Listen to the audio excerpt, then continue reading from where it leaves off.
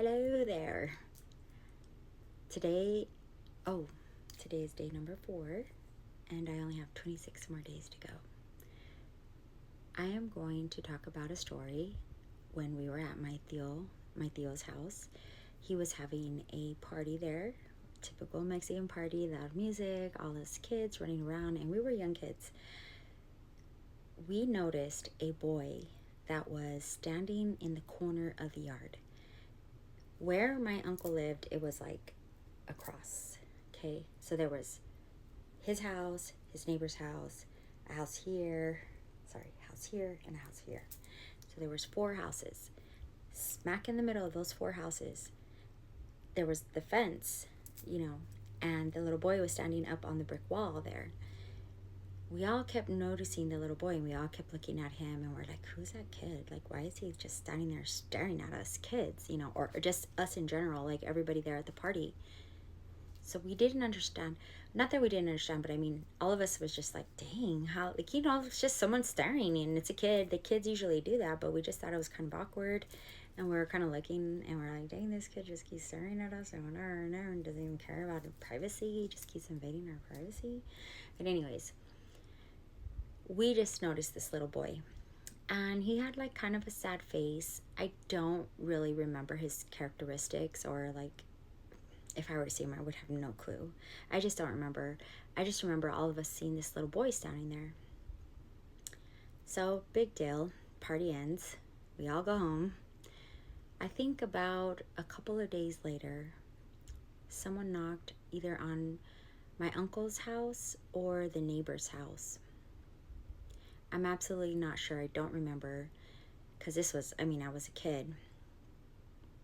And it was these parents. They came to the house, and they said that they asked if they could please go in the backyard and visit their son's gravesite. They said that they were very poor, and when they had lived at one of the houses, I think it was the house in the back, I'm not exactly sure, but they lived in one of those houses. It wasn't in my family's, it wasn't in my uncle's house, or I don't think so anyways, but they said that their son had died, and they couldn't afford to bury him, so they buried him in the backyard. And I guess back then, on the time that they had buried him, that the fences weren't up, where it blocked, where it was like the 4 yards, whatever, the point, like right there on the, I don't know the specifics of where the little boy's grave was, but the parents did. And apparently, a couple days or the week before, it was the anniversary of his death. The parents came and asked if they could see or visit the gravesite of their son, because they were going to be moving out of town or state or something, and they just wanted to say goodbye, and they wouldn't have the opportunity to say goodbye to their son. So all of us pretty much thought that it was that little boy, their little boy. He was just standing there on the fence, and he was just staring at all of us. And he just had like a little sad face. He just stood there and just watched us, but emotionless, just standing there watching us. So we all kind of took it like, oh my God, it was that little boy. How creepy is that? You have a dead body. We freaked out. All of us freaked out. Like, it's sad. And I guess back in the older days or older times, it was more normal but my family, my uncle has been in that house since the 50s. I think 57, late 50s or something, but that's when my family came over from Mexico, and they bought that house. So they've been in that house for a very long time. And there used to be what we called a casita in back. So my uncle's house is here, the main house. And then they had a casita that was in the back house, the back of the yard. But that was the original house that used to be there, and then they built the front house.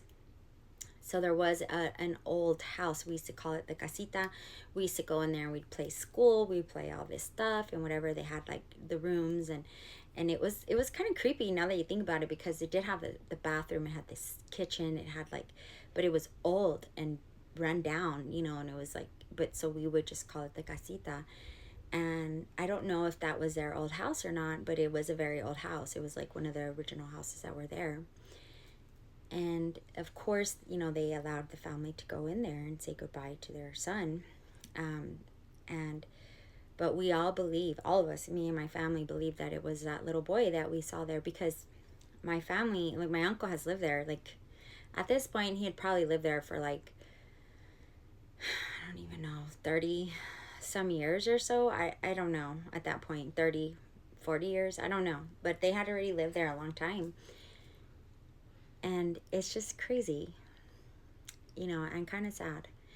And that little boy, it was almost like he was watching us play. And, you know, he just was watching us play.